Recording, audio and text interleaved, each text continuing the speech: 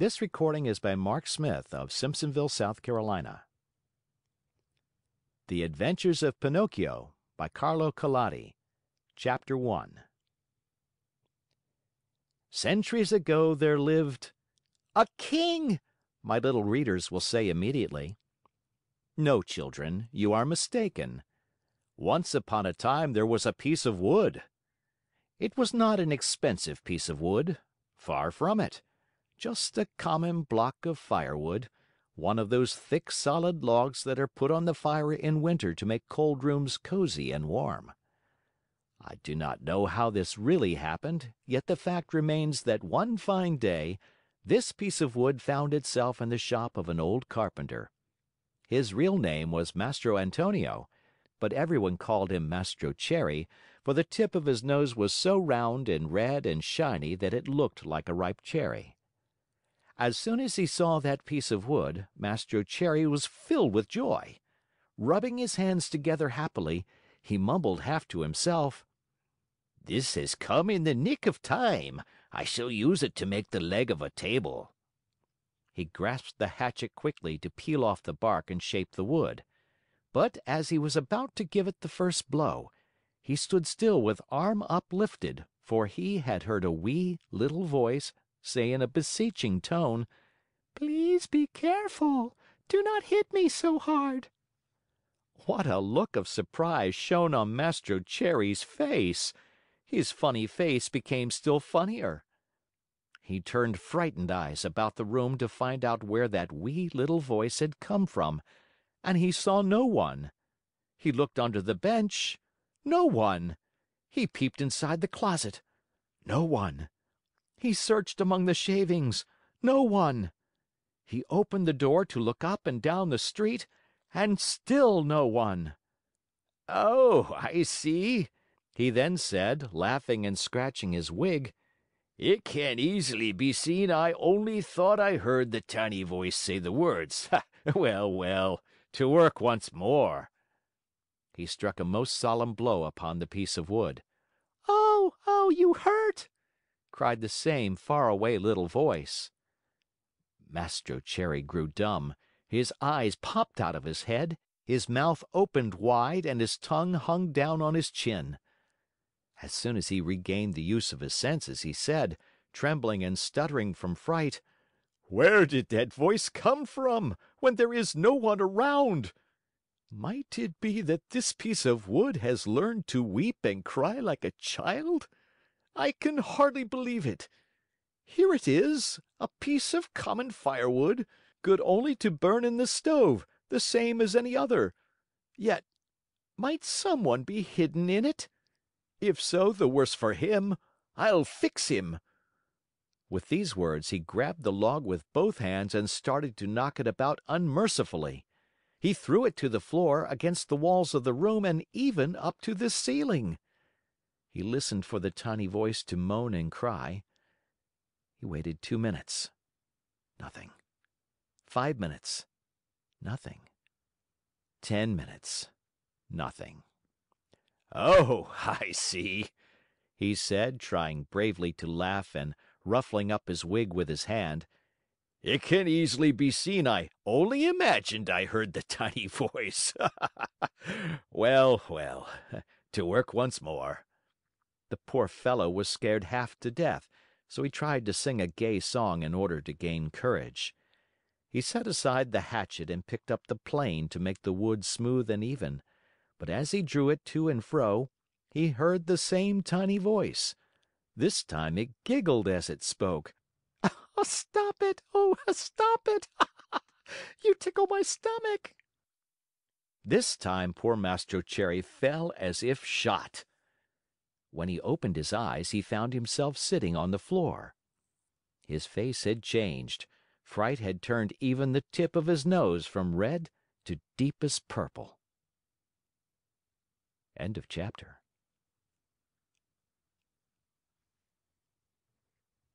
Chapter 2.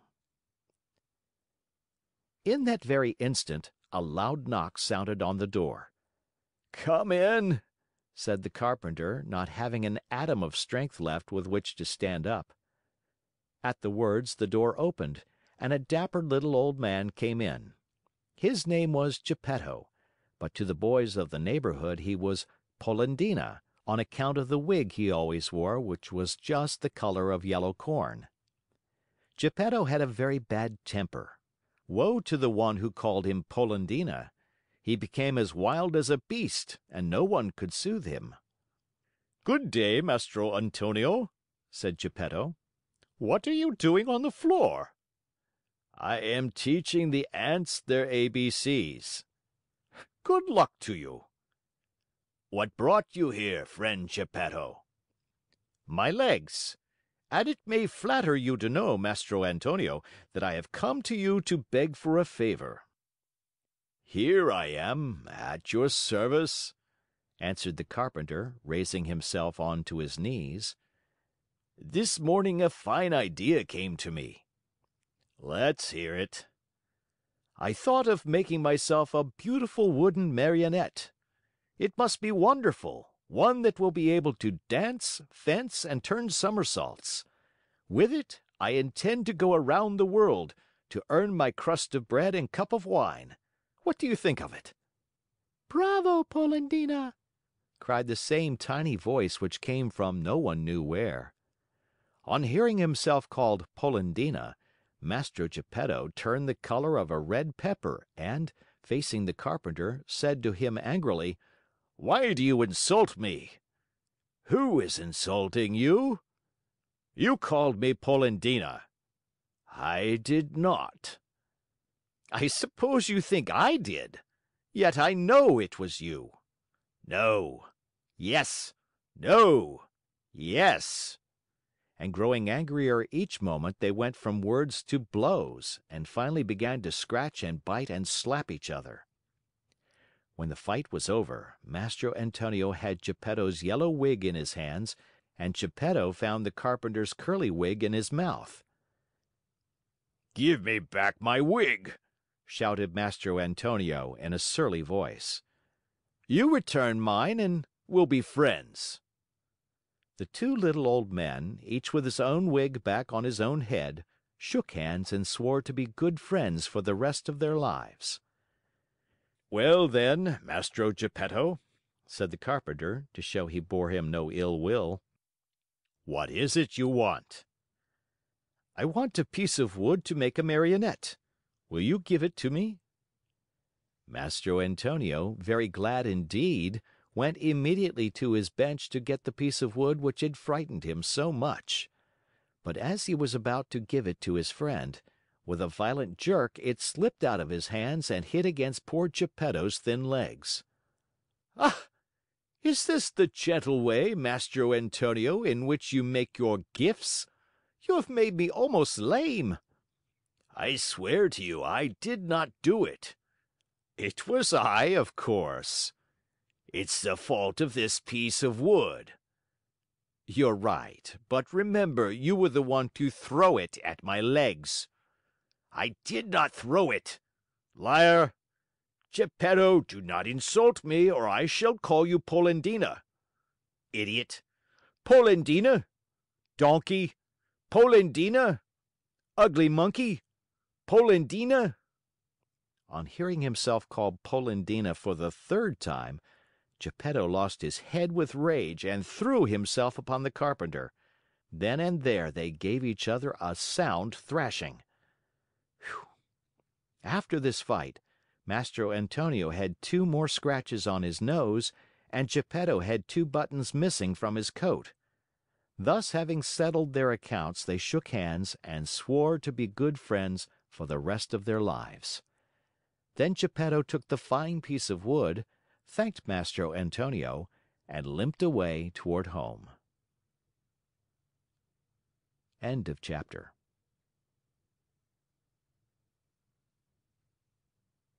Chapter 3. Little as Geppetto's house was, it was neat and comfortable. It was a small room on the ground floor, with a tiny window under the stairway.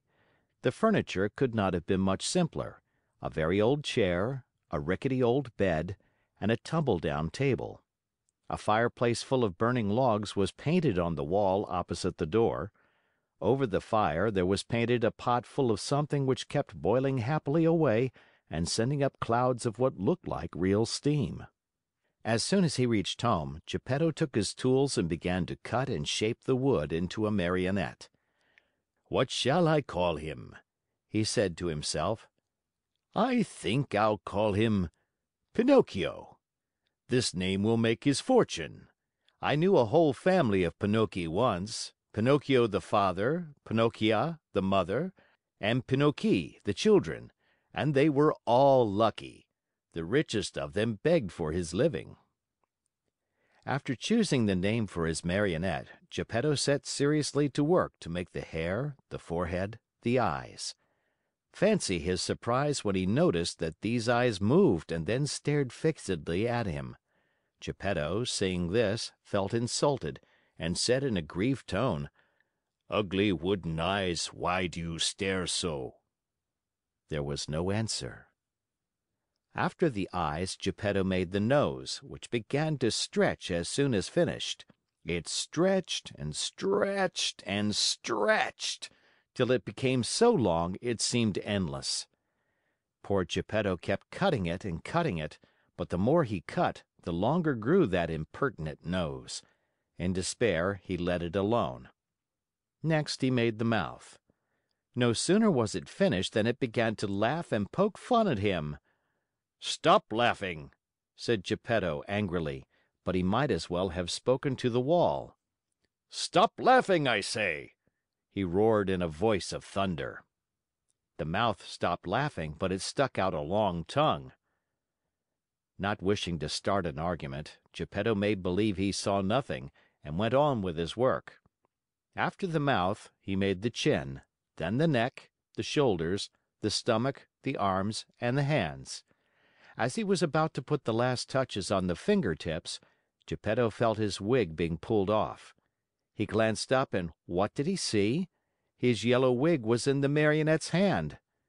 "Pinocchio, give me my wig." But instead of giving it back, Pinocchio put it on his own head, which was half swallowed up in it.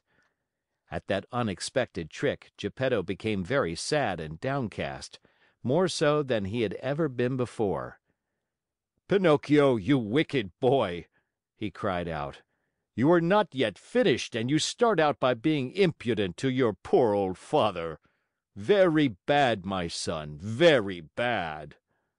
And he wiped away a tear. The legs and feet still had to be made. As soon as they were done, Geppetto felt a sharp kick on the tip of his nose. "I deserve it," he said to himself. "I should have thought of this before I made him. Now it's too late."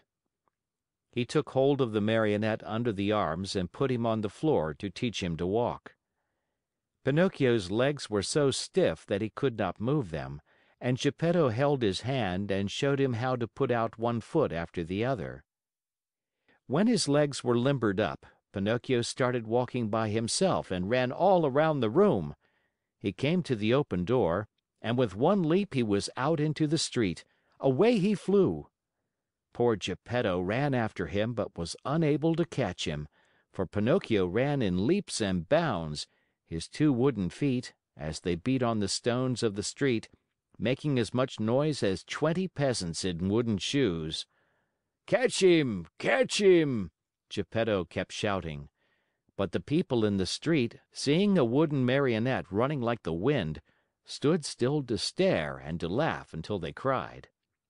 At last, by sheer luck, a carabineer happened along, who, hearing all that noise, thought that it might be a runaway colt, and stood bravely in the middle of the street, with legs wide apart, firmly resolved to stop it and prevent any trouble. Pinocchio saw the carabineer from afar and tried his best to escape between the legs of the big fellow, but without success. The carabineer grabbed him by the nose. It was an extremely long one and seemed made on purpose for that very thing, and returned him to Mastro Geppetto. The little old man wanted to pull Pinocchio's ears. Think how he felt when, upon searching for them, he discovered that he had forgotten to make them. All he could do was to seize Pinocchio by the back of the neck and take him home. As he was doing so, he shook him 2 or 3 times and said to him angrily, "We're going home now. When we get home, then we'll settle this matter." Pinocchio, on hearing this, threw himself on the ground and refused to take another step. One person after another gathered around the two.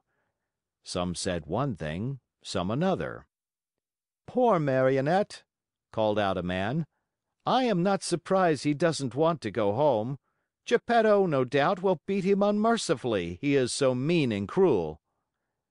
"Geppetto looks like a good man," added another, "but with boys he's a real tyrant.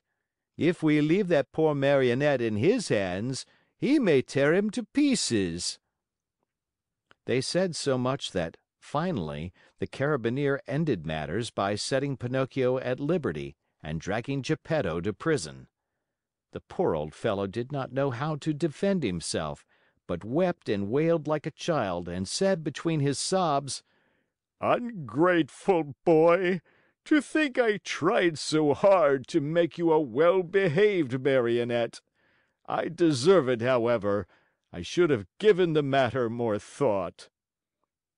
What happened after this is an almost unbelievable story, but you may hear it, dear children, in the chapters that follow. End of chapter.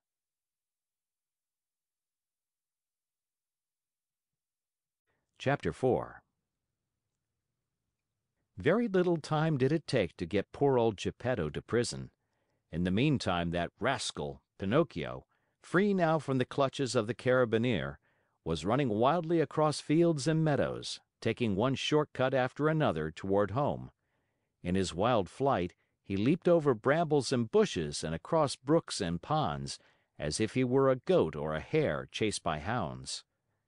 On reaching home, he found the house door half open. He slipped into the room, locked the door, and threw himself on the floor, happy at his escape. But his happiness lasted only a short time, for just then he heard someone saying, "Crick, crick, crick." "Who is calling me?" asked Pinocchio, greatly frightened. "I am."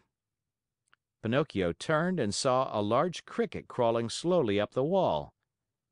"Tell me, Cricket, who are you?" "I am the Talking Cricket, and I have been living in this room for more than 100 years." "Today, however, this room is mine," said the Marionette. "And if you wish to do me a favor, get out now and don't turn around even once." "I refuse to leave this spot," answered the Cricket, "until I have told you a great truth." "Tell it then and hurry." Woe to boys who refuse to obey their parents and run away from home! They will never be happy in this world, and when they are older, they will be very sorry for it. "Sing on, Cricket mine, as you please. What I know is that tomorrow, at dawn, I leave this place forever. If I stay here, the same thing will happen to me which happens to all other boys and girls. They are sent to school, and whether they want to or not, they must study. As for me, let me tell you, I hate to study. It's much more fun, I think, to chase after butterflies, climb trees, and steal birds' nests." Poor little silly! Don't you know that if you go on like that, you will grow into a perfect donkey, and then you'll be the laughingstock of everyone?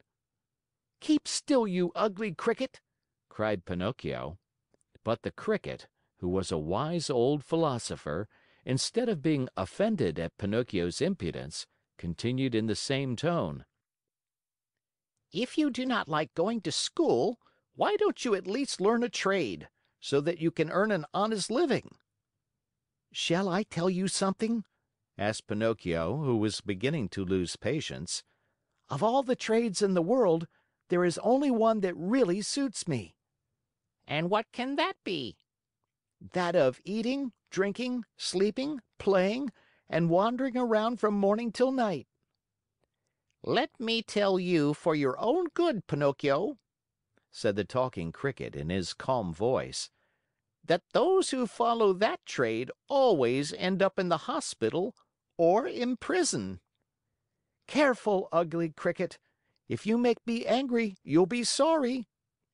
"Poor Pinocchio, I am sorry for you." "Why?"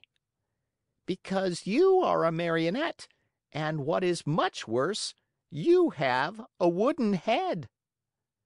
At these last words, Pinocchio jumped up in a fury, took a hammer from the bench, and threw it with all his strength at the Talking Cricket.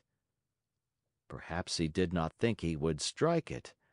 But sad to relate, my dear children, he did hit the Cricket straight on its head. With a last weak "crick, crick, crick," the poor Cricket fell from the wall dead. End of chapter.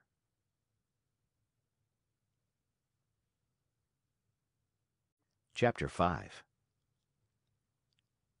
If the Cricket's death scared Pinocchio at all, it was only for a very few moments. For, as night came on, a queer empty feeling at the pit of his stomach reminded the Marionette that he had eaten nothing as yet. A boy's appetite grows very fast, and in a few moments the queer empty feeling had become hunger, and the hunger grew bigger and bigger, until soon he was as ravenous as a bear.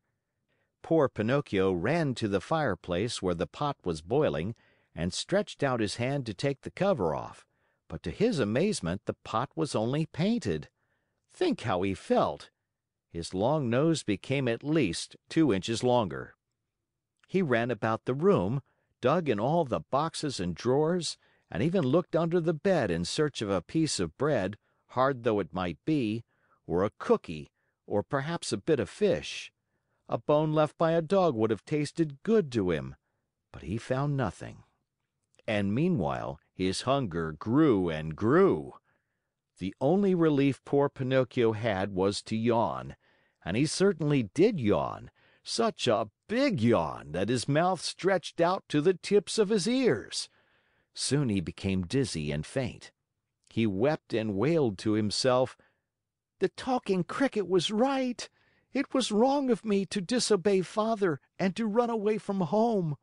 If he were here now, I wouldn't be so hungry. Oh, how horrible it is to be hungry!" Suddenly he saw, among the sweepings in a corner, something round and white that looked very much like a hen's egg. In a jiffy he pounced upon it. It was an egg. The Marionette's joy knew no bounds. It is impossible to describe it, you must picture it to yourself. Certainly he was dreaming. He turned the egg over and over in his hands, fondled it, kissed it, and talked to it. "And now, how shall I cook you? Shall I make an omelet? No, it is better to fry you in a pan. Or shall I drink you? No, the best way is to fry you in the pan. You will taste better." No sooner said than done. He placed a little pan over a foot warmer full of hot coals. In the pan, instead of oil or butter, he poured a little water. As soon as the water started to boil, tack! He broke the eggshell. But in place of the white and the yolk of the shell, a little yellow chick, fluffy and gay and smiling, escaped from it. Bowing politely to Pinocchio, he said to him, "Many, many thanks indeed, Mr. Pinocchio, for having saved me the trouble of breaking my shell. Goodbye and good luck to you, and remember me to the family."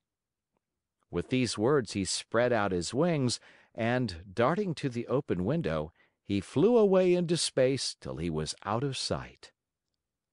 The poor Marionette stood as if turned to stone, with wide eyes, open mouth, and the empty halves of the eggshell in his hands.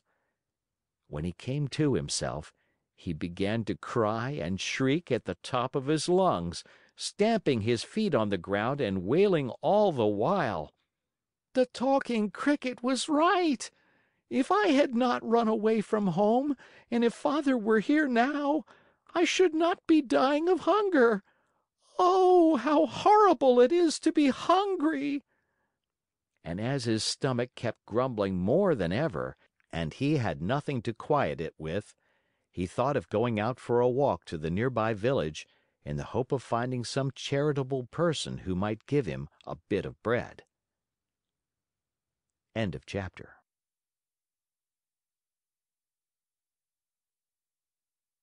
Chapter 6. Pinocchio hated the dark street, but he was so hungry that, in spite of it, he ran out of the house. The night was pitch black. It thundered, and bright flashes of lightning now and again shot across the sky, turning it into a sea of fire. An angry wind blew cold and raised dense clouds of dust, while the trees shook and moaned in a weird way. Pinocchio was greatly afraid of thunder and lightning, but the hunger he felt was far greater than his fear. In a dozen leaps and bounds, he came to the village, tired out, puffing like a whale, and with tongue hanging. The whole village was dark and deserted. The stores were closed, the doors, the windows. In the streets, not even a dog could be seen. It seemed the village of the dead. Pinocchio, in desperation, ran up to a doorway, threw himself upon the bell, and pulled it wildly, saying to himself, "Someone will surely answer that." He was right. An old man in a nightcap opened the window and looked out. He called down angrily, "What do you want at this hour of night?" "Will you be good enough to give me a bit of bread? I am hungry." "Wait a minute and I'll come right back," answered the old fellow, thinking he had to deal with one of those boys who love to roam around at night, ringing people's bells while they are peacefully asleep. After a minute or two, the same voice cried, "Get under the window and hold out your hat." Pinocchio had no hat, but he managed to get under the window just in time to feel a shower of ice-cold water pour down on his poor wooden head, his shoulders, and over his whole body. He returned home as wet as a rag, and tired out from weariness and hunger. As he no longer had any strength left with which to stand, he sat down on a little stool and put his 2 feet on the stove to dry them. There he fell asleep, and while he slept, his wooden feet began to burn. Slowly, very slowly, they blackened and turned to ashes. Pinocchio snored away happily as if his feet were not his own. At dawn he opened his eyes just as a loud knocking sounded at the door. "Who is it?" he called, yawning and rubbing his eyes. "It is I," answered a voice. It was the voice of Geppetto. End of chapter.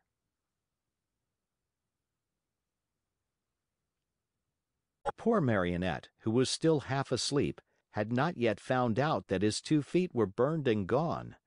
As soon as he heard his father's voice, he jumped up from his seat to open the door, but, as he did so, he staggered and fell headlong to the floor.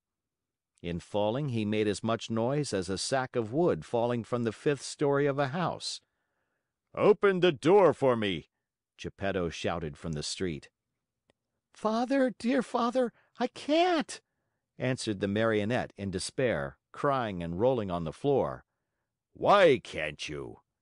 "Because someone has eaten my feet." "And who has eaten them?"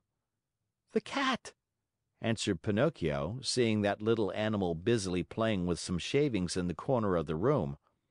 "Open, I say!" repeated Geppetto, "or I'll give you a sound whipping when I get in." "Father, believe me, I can't stand up. Oh dear! Oh dear! I shall have to walk on my knees all my life." Geppetto, thinking that all these tears and cries were only other pranks of the Marionette, climbed up the side of the house and went in through the window. At first he was very angry, but on seeing Pinocchio stretched out on the floor and really without feet, he felt very sad and sorrowful. Picking him up from the floor, he fondled and caressed him, talking to him while the tears ran down his cheeks.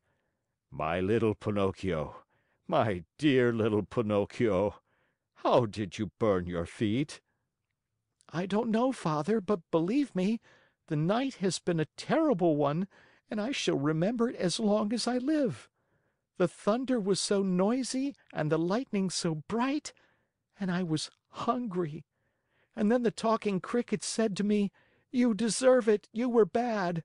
And I said to him, 'Careful, Cricket.' And he said to me, 'You are a Marionette and you have a wooden head.' And I threw the hammer at him and killed him. It was his own fault, for I didn't want to kill him. And I put the pan on the coals, but the chick flew away and said, 'I'll see you again. Remember me to the family.' And my hunger grew, and I went out, and the old man with a nightcap looked out of the window and threw water on me, and I came home and put my feet on the stove to dry them because I was still hungry, and I fell asleep, and now my feet are gone, but my hunger isn't. Oh, oh, oh!" And poor Pinocchio began to scream and cry so loudly that he could be heard for miles around. Geppetto, who had understood nothing of all that jumbled talk, except that the Marionette was hungry, felt sorry for him, and pulling 3 pears out of his pocket, offered them to him, saying, "These 3 pears were for my breakfast, but I'll give them to you gladly. Eat them and stop weeping." "If you want me to eat them, please peel them for me." "Peel them?" asked Geppetto, very much surprised. "I should never have thought, dear boy of mine, that you were so dainty and fussy about your food. Bad, very bad. In this world, even as children, we must accustom ourselves to eat of everything, for we never know what life may hold in store for us." "You may be right," answered Pinocchio, "but I will not eat the pears if they are not peeled. I don't like them." And good old Geppetto took out a knife, peeled the 3 pears, and put the skins in a row on the table. Pinocchio ate 1 pear in a twinkling and started to throw the core away, but Geppetto held his arm. "Oh, no, don't throw it away. Everything in this world may be of some use." "But the core I will not eat," cried Pinocchio in an angry tone. "Who knows?" repeated Geppetto calmly. And later the 3 cores were placed on the table next to the skins. Pinocchio had eaten the 3 pears, or rather devoured them. Then he yawned deeply and wailed, "I'm still hungry." "But I have no more to give you." "Really? Nothing? Nothing?" "I have only these 3 cores and these skins." "Very well, then," said Pinocchio. "If there is nothing else, I'll eat them." At first he made a wry face, but one after another the skins and the cores disappeared. "Ah, now I feel fine," he said after eating the last one. "You see," observed Geppetto, "that I was right when I told you that one must not be too fussy and too dainty about food. My dear, we never know what life may have in store for us." End of chapter.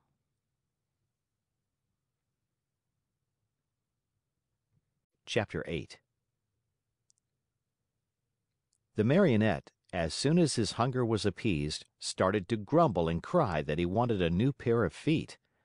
But Master Geppetto, in order to punish him for his mischief, let him alone the whole morning. After dinner he said to him, "Why should I make your feet over again? To see you run away from home once more?" "I promise you," answered the Marionette, sobbing, "that from now on I'll be good." "Boys always promise that when they want something," said Geppetto. "I promise to go to school every day, to study and to succeed." "Boys always sing that song when they want their own will." "But I am not like other boys. I am better than all of them, and I always tell the truth. I promise you, Father, that I'll learn a trade and I'll be the comfort and staff of your old age." Geppetto, though trying to look very stern, felt his eyes fill with tears and his heart soften when he saw Pinocchio so unhappy. He said no more, but taking his tools and 2 pieces of wood, he set to work diligently. In less than an hour the feet were finished, two slender, nimble little feet, strong and quick, modeled as if by an artist's hands. "Close your eyes and sleep," Geppetto then said to the Marionette. Pinocchio closed his eyes and pretended to be asleep while Geppetto stuck on the 2 feet with a bit of glue melted in an eggshell, doing his work so well that the joint could hardly be seen. As soon as the Marionette felt his new feet, he gave one leap from the table and started to skip and jump around, as if he had lost his head from very joy. "To show you how grateful I am to you, Father, I'll go to school now. But to go to school, I need a suit of clothes." Geppetto did not have a penny in his pocket, so he made his son a little suit of flowered paper, a pair of shoes from the bark of a tree, and a tiny cap from a bit of dough. Pinocchio ran to look at himself in a bowl of water, and he felt so happy that he said proudly, "Now I look like a gentleman." "Truly," answered Geppetto. "But remember that fine clothes do not make the man unless they be neat and clean." "Very true," answered Pinocchio. "But in order to go to school, I still need something very important." "What is it?" "An ABC book." "To be sure. But how shall we get it?" "That's easy. We'll go to a bookstore and buy it." "And the money?" "I have none." "Neither have I," said the old man sadly. Pinocchio, though a happy boy always, became sad and downcast at these words. When poverty shows itself, even mischievous boys understand what it means. "What does it matter after all?" cried Geppetto all at once, as he jumped up from his chair. Putting on his old coat, full of darns and patches, he ran out of the house without another word. After a while he returned.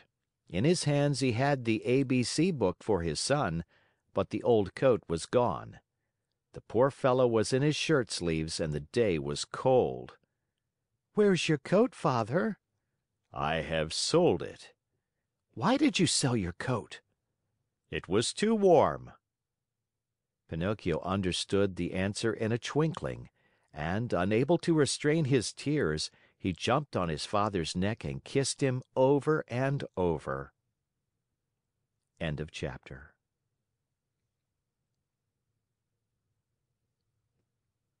Chapter 9. See Pinocchio hurrying off to school with his new ABC book under his arm. As he walked along, his brain was busy planning hundreds of wonderful things, building hundreds of castles in the air. Talking to himself, he said, "In school today, I'll learn to read, tomorrow to write, and the day after tomorrow I'll do arithmetic. Then, clever as I am, I can earn a lot of money. With the very first pennies I make, I'll buy Father a new cloth coat. Cloth, did I say? No, it shall be of gold and silver with diamond buttons. That poor man certainly deserves it, for, after all, isn't he in his shirt sleeves because he was good enough to buy a book for me? On this cold day, too. Fathers are indeed good to their children." As he talked to himself, he thought he heard sounds of pipes and drums coming from a distance. Peep, peep, peep, peep, peep, peep. Zoom, zoom, zoom, zoom. He stopped to listen. Those sounds came from a little street that led to a small village along the shore. What can that noise be? What a nuisance that I have to go to school. Otherwise... There he stopped, very much puzzled. He felt he had to make up his mind for either one thing or another. Should he go to school, or should he follow the pipes? "Today I'll follow the pipes, and tomorrow I'll go to school.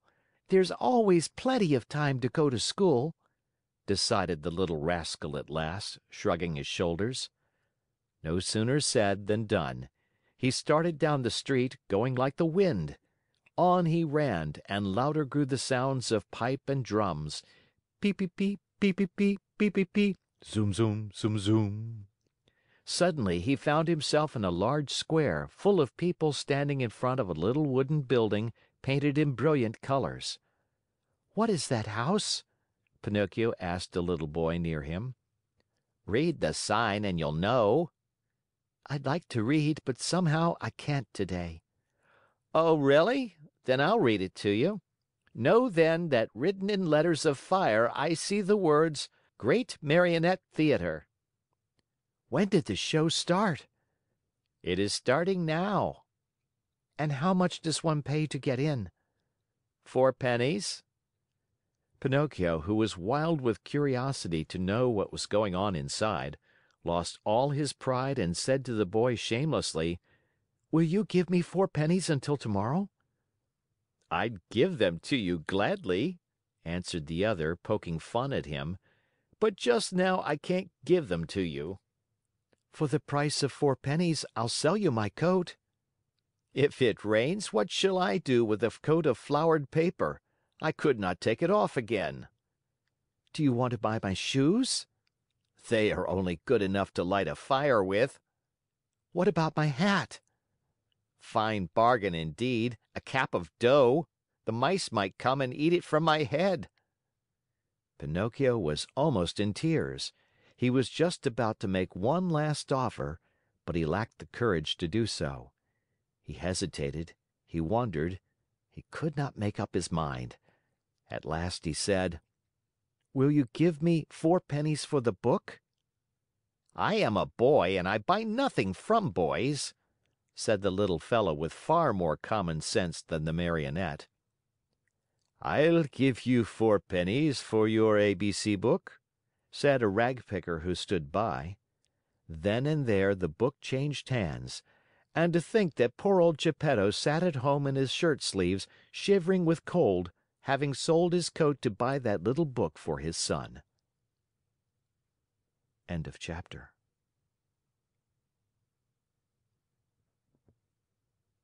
Chapter 10.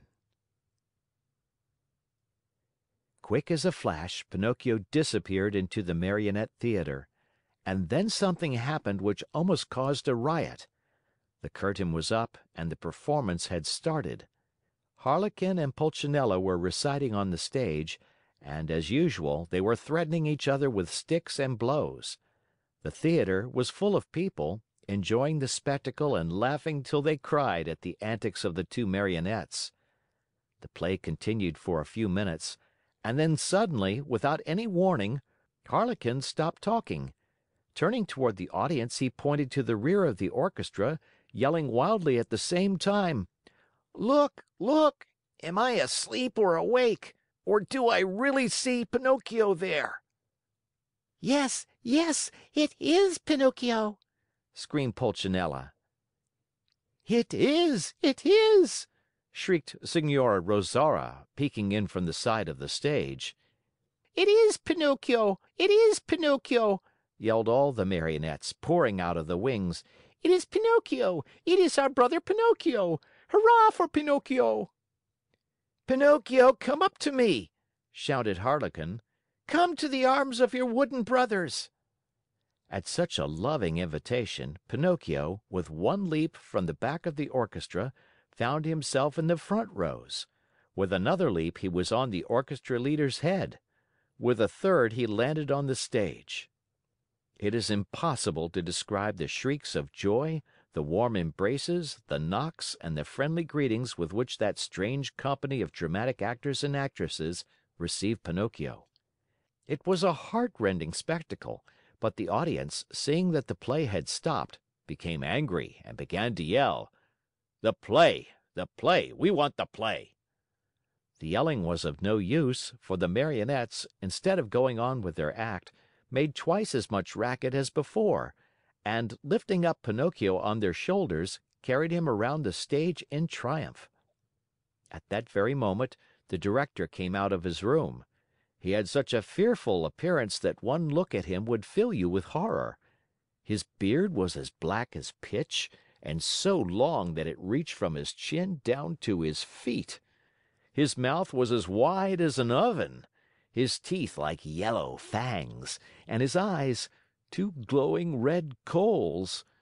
In his huge, hairy hands, a long whip, made of green snakes and black cat's tails twisted together, swished through the air in a dangerous way. Oh, at the unexpected apparition, no one dared even to breathe. One could almost hear a fly go by.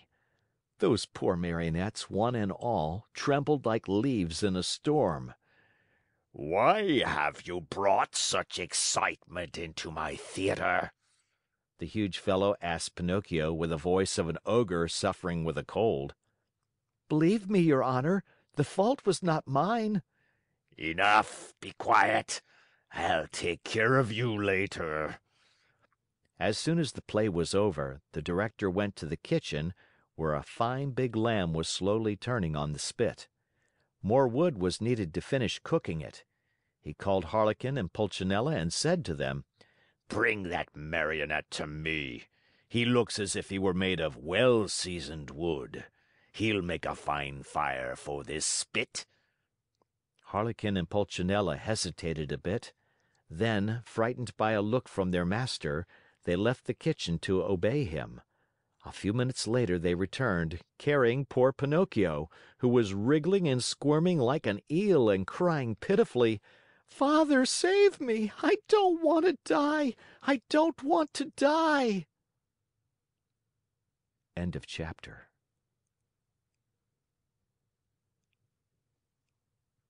Chapter 11. In the theater, great excitement reigned.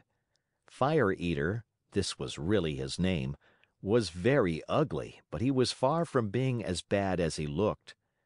Proof of this is that, when he saw the poor Marionette being brought in to him, struggling with fear and crying, "I don't want to die! I don't want to die!"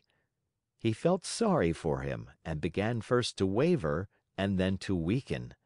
Finally, he could control himself no longer and gave a loud sneeze. At that sneeze, Harlequin, who until then had been as sad as a weeping willow, smiled happily and leaning toward the Marionette, whispered to him, "Good news, brother mine! Fire Eater has sneezed and this is a sign that he feels sorry for you. You are saved." For be it known that, while other people, when sad and sorrowful, weep and wipe their eyes, Fire Eater, on the other hand, had the strange habit of sneezing each time he felt unhappy. The way was just as good as any other to show the kindness of his heart. After sneezing, Fire Eater, ugly as ever, cried to Pinocchio, Stop crying! Your wails give me a funny feeling down here in my stomach and...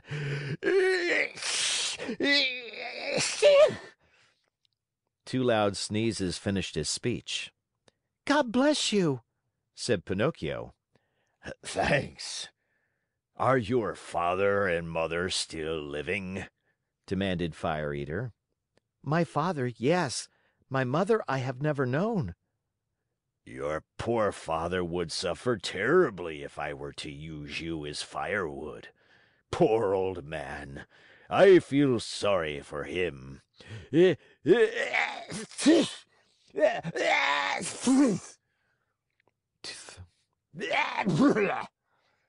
Three more sneezes sounded louder than ever. "God bless you," said Pinocchio. Thanks. However, I ought to be sorry for myself, too, just now. My good dinner is spoiled. I have no more wood for the fire, and the lamb is only half cooked. Never mind. In your place, I'll burn some other marionette. Hey there, officers!" At the call, two wooden officers appeared, long and thin as a yard of rope, with queer hats on their heads and swords in their hands. Fire Eater yelled at them in a hoarse voice, Take Harlequin, tie him, and throw him on the fire. I want my lamb well done. Think how poor Harlequin felt. He was so scared that his legs doubled up under him and he fell to the floor. Pinocchio, at that heartbreaking sight, threw himself at the feet of Fire Eater and, weeping bitterly, asked in a pitiful voice which could scarcely be heard, "Have pity, I beg of you, signore." There are no signori here. Have pity, kind sir. There are no sirs here. Have pity, your excellency. On hearing himself addressed as Your Excellency, the director of the Marionette Theater sat up very straight in his chair, stroked his long beard, and becoming suddenly kind and compassionate, smiled proudly as he said to Pinocchio, Well, what do you want from me now, Marionette? I beg for mercy for my poor friend Harlequin, who has never done the least harm in his life. There is no mercy here, Pinocchio. I have spared you. Harlequin must burn in your place. I am hungry, and my dinner must be cooked. In that case, said Pinocchio proudly as he stood up and flung away his cap of dough, in that case, my duty is clear. Come, officers, tie me up and throw me on those flames. No, it is not fair for poor Harlequin, the best friend that I have in the world, to die in my place. These brave words, said in a piercing voice, made all the other Marionettes cry. Even the officers, who were made of wood also, cried like two babies. Fire Eater at first remained hard and cold as a piece of ice. But then, little by little, he softened and began to sneeze. And after 4 or 5 sneezes, he opened wide his arms and said to Pinocchio, You are a brave boy. Come to my arms and kiss me. Pinocchio ran to him, and scurrying like a squirrel up the long black beard, he gave Fire Eater a loving kiss on the tip of his nose. Has pardon been granted to me? Asked poor Harlequin with a voice that was hardly a breath.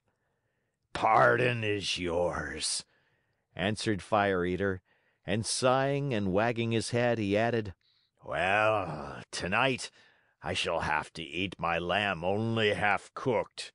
But beware the next time, Marionettes. At the news that pardon had been given, the Marionettes ran to the stage, and, turning on all the lights, they danced and sang till dawn. End of chapter.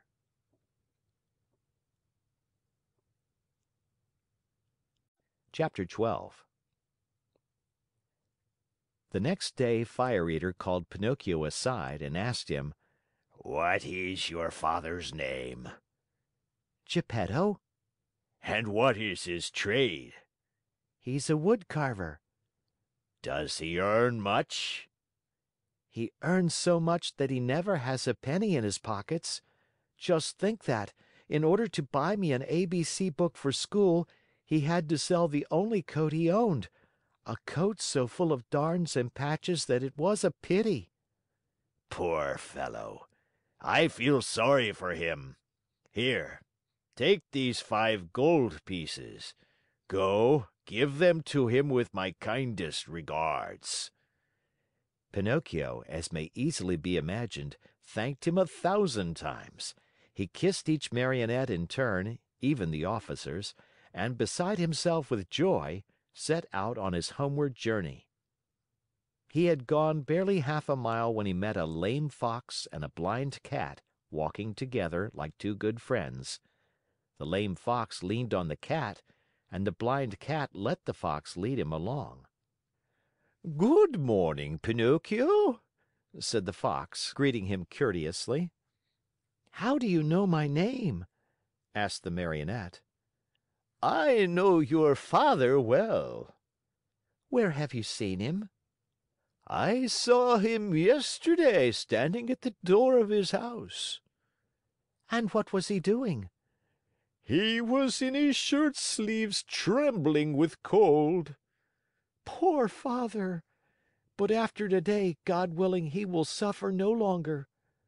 "Why?" "Because I have become a rich man." "You, a rich man?" said the fox, and he began to laugh out loud. The cat was laughing also, but tried to hide it by stroking his long whiskers. "There is nothing to laugh at!" cried Pinocchio angrily. I'm very sorry to make your mouth water, but these, as you know, are 5 new gold pieces." And he pulled out the gold pieces which Fire Eater had given him. At the cheerful tinkle of the gold, the Fox unconsciously held out his paw that was supposed to be lame, and the Cat opened wide his 2 eyes till they looked like live coals, but he closed them again so quickly that Pinocchio did not notice.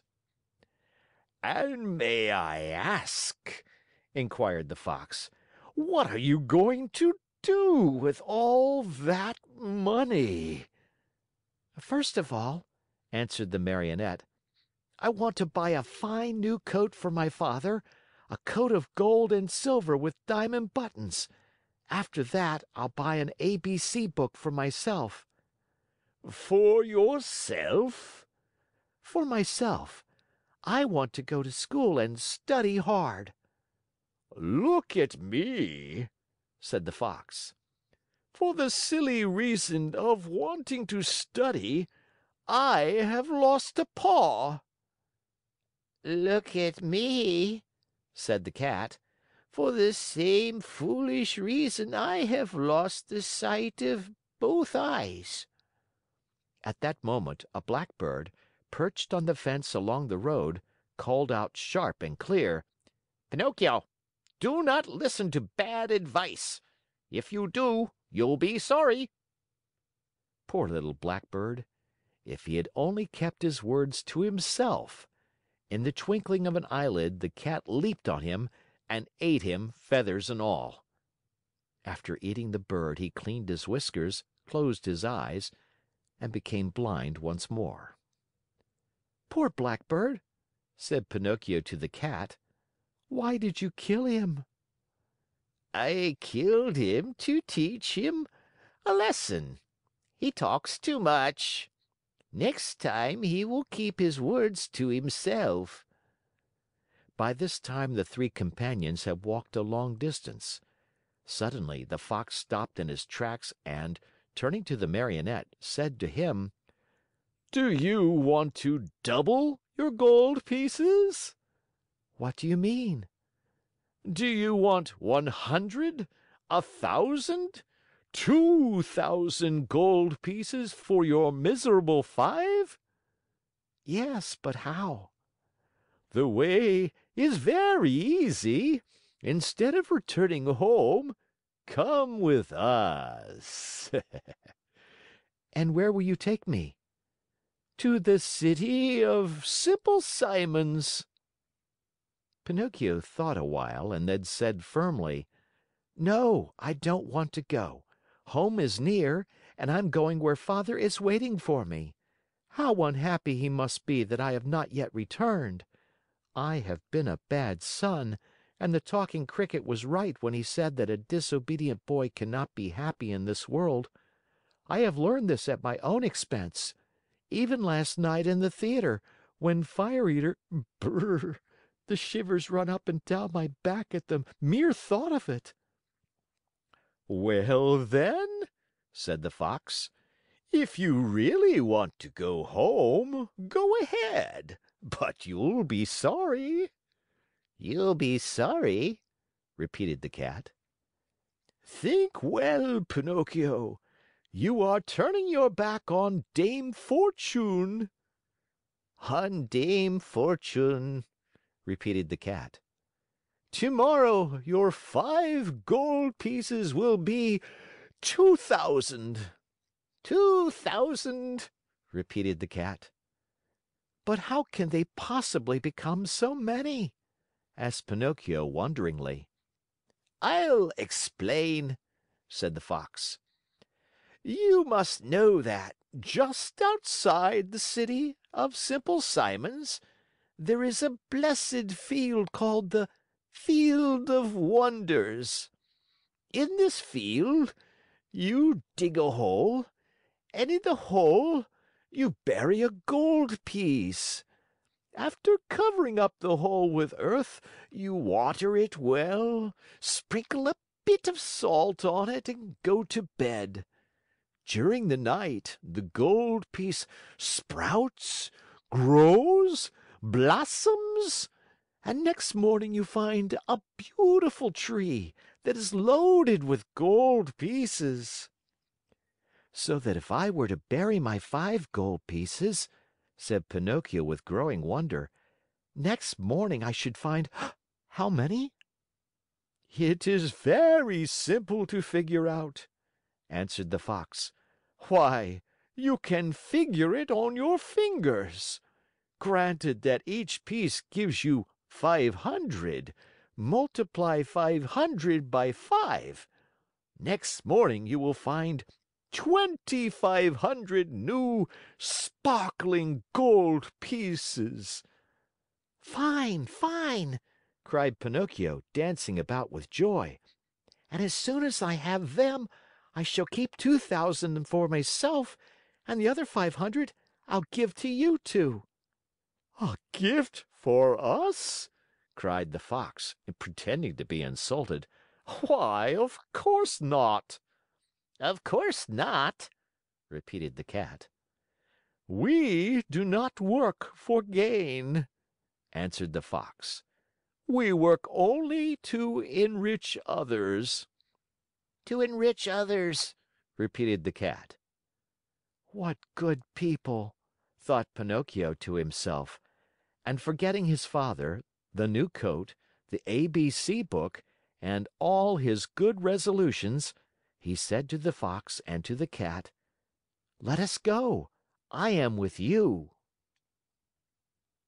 End of chapter.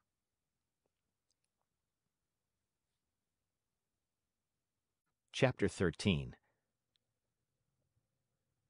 Cat and Fox and Marionette walked and walked and walked. At last, toward evening, dead tired, they came to the Inn of the Red Lobster. "Let us stop here a while," said the Fox, "to eat a bite and rest for a few hours. At midnight we'll start out again, for at dawn tomorrow we must be at the Field of Wonders." They went into the inn and all three sat down at the same table. However, not one of them was very hungry. The poor Cat felt very weak, and he was able to eat only 35 mullets with tomato sauce and 4 portions of tripe with cheese. Moreover, as he was so in need of strength, he had to have 4 more helpings of butter and cheese. The Fox, after a great deal of coaxing, tried his best to eat a little. The doctor had put him on a diet, and he had to be satisfied with a small hare dressed with a dozen young and tender spring chickens. After the hare, he ordered some partridges, a few pheasants, a couple of rabbits, and a dozen frogs and lizards. That was all. He felt ill, he said, and could not eat another bite. Pinocchio ate least of all. He asked for a bite of bread and a few nuts, and then hardly touched them. The poor fellow, with his mind on the Field of Wonders, was suffering from a gold piece indigestion. Supper over, the Fox said to the innkeeper, "Give us 2 good rooms, one for Mr. Pinocchio and the other for me and my friend. Before starting out, we'll take a little nap. Remember to call us at midnight sharp, for we must continue on our journey." "Yes, sir," answered the innkeeper, winking in a knowing way at the Fox and the Cat, as if to say, "I understand." As soon as Pinocchio was in bed, he fell fast asleep and began to dream. He dreamed he was in the middle of a field. The field was full of vines heavy with grapes. The grapes were no other than gold coins which tinkled merrily as they swayed in the wind. They seemed to say, "Let him who wants us take us." Just as Pinocchio stretched out his hand to take a handful of them, he was awakened by 3 loud knocks at the door. It was the innkeeper who had come to tell him that midnight had struck. "Are my friends ready?" the Marionette asked him. "Indeed, yes. They went 2 hours ago." "Why in such a hurry?" "Unfortunately, the Cat received a telegram which said that his firstborn was suffering from chilblains and was on the point of death. He could not even wait to say good by to you." Did they pay for the supper?" "How could they do such a thing? Being people of great refinement, they did not want to offend you so deeply as not to allow you the honor of paying the bill." "Too bad. That offense would have been more than pleasing to me," said Pinocchio, scratching his head. "Where did my good friends say they would wait for me?" he added. "At the Field of Wonders, at sunrise tomorrow morning." Pinocchio paid a gold piece for the 3 suppers and started on his way toward the field that was to make him a rich man. He walked on, not knowing where he was going, for it was dark, so dark that not a thing was visible. Round about him, not a leaf stirred. A few bats skimmed his nose now and again and scared him half to death. Once or twice he shouted, "Who goes there?" And the faraway hills echoed back to him, "Who goes there? Who goes there? Who goes?" As he walked, Pinocchio noticed a tiny insect glimmering on the trunk of a tree, a small being that glowed with a pale, soft light. "Who are you?" he asked. I am the ghost of the talking cricket," answered the little being in a faint voice that sounded as if it came from a faraway world. "What do you want?" asked the Marionette. "I want to give you a few words of good advice. Return home and give the 4 gold pieces you have left to your poor old father, who is weeping because he has not seen you for many a day. Tomorrow my father will be a rich man, for these 4 gold pieces will become 2,000. Don't listen to those who promise you wealth overnight, my boy. As a rule, they are either fools or swindlers. Listen to me and go home." "But I want to go on." "The hour is late." "I want to go on." "The night is very dark." "I want to go on." "The road is dangerous." "I want to go on." "Remember that boys who insist on having their own way sooner or later come to grief." "The same nonsense. Goodbye, Cricket." "Good night, Pinocchio, and may Heaven preserve you from the assassins." There was silence for a minute, and the light of the talking cricket disappeared suddenly, just as if someone had snuffed it out. Once again, the road was plunged in darkness. End of chapter. Chapter 14. "Dear, oh dear! When I come to think of it," said the Marionette to himself, as he once more set out on his journey, "we boys are really very unlucky. Everybody scolds us, everybody gives us advice, everybody warns us. If we were to allow it, everyone would try to be father and mother to us, everyone, even the talking cricket. Take me, for example. Just because I would not listen to that bothersome cricket, who knows how many misfortunes may be awaiting me? Assassins, indeed! At least I have never believed in them, nor ever will. To speak sensibly, I think assassins have been invented by fathers and mothers to frighten children who want to run away at night. And then, even if I were to meet them on the road, what matter? I'll just run up to them and say, 'Well, signori, what do you want? Remember that you can't fool with me. Run along and mind your business.'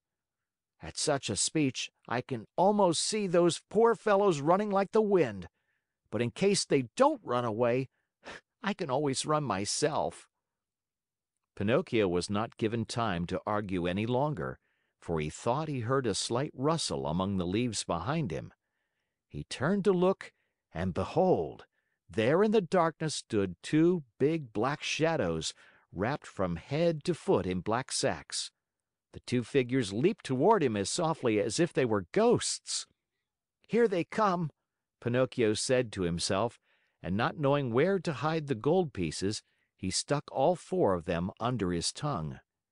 He tried to run away, but hardly had he taken a step when he felt his arms grasped and heard two horrible, deep voices say to him, "Your money or your life."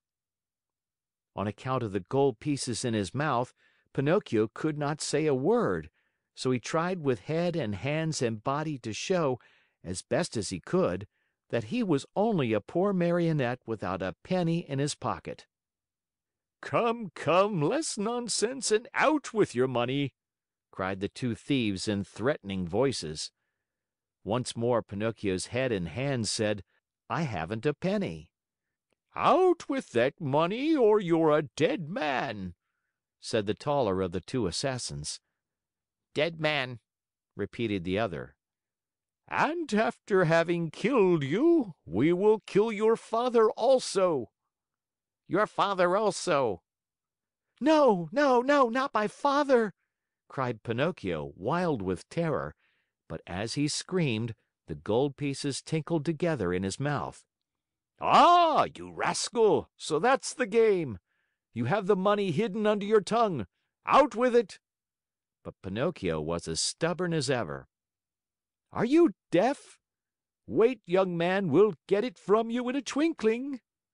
One of them grabbed the Marionette by the nose and the other by the chin, and they pulled him unmercifully from side to side in order to make him open his mouth. All was of no use. The Marionette's lips might have been nailed together. They would not open. In desperation, the smaller of the two assassins pulled out a long knife from his pocket and tried to pry Pinocchio's mouth open with it. Quick as a flash, the Marionette sank his teeth deep into the assassin's hand, bit it off, and spat it out. Fancy his surprise when he saw that it was not a hand, but a cat's paw. Encouraged by this first victory, he freed himself from the claws of his assailers and, leaping over the bushes along the road, ran swiftly across the fields. His pursuers were after him at once, like two dogs chasing a hare. After running 7 miles or so, Pinocchio was well nigh exhausted. Seeing himself lost, he climbed up a giant pine tree and sat there to see what he could see. The assassins tried to climb also, but they slipped and fell.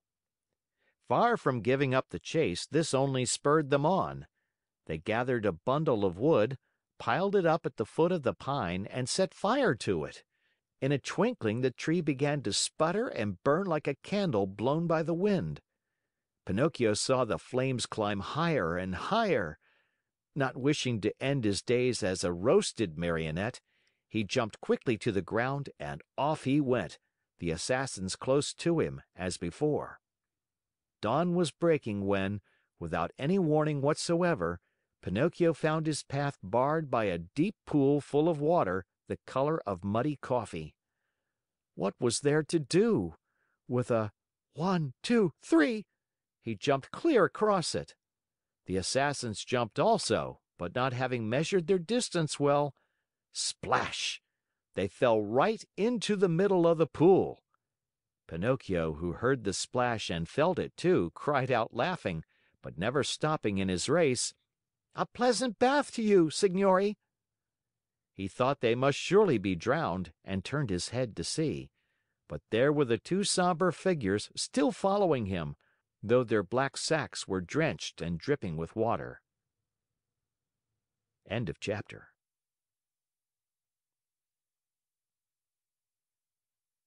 Chapter 15.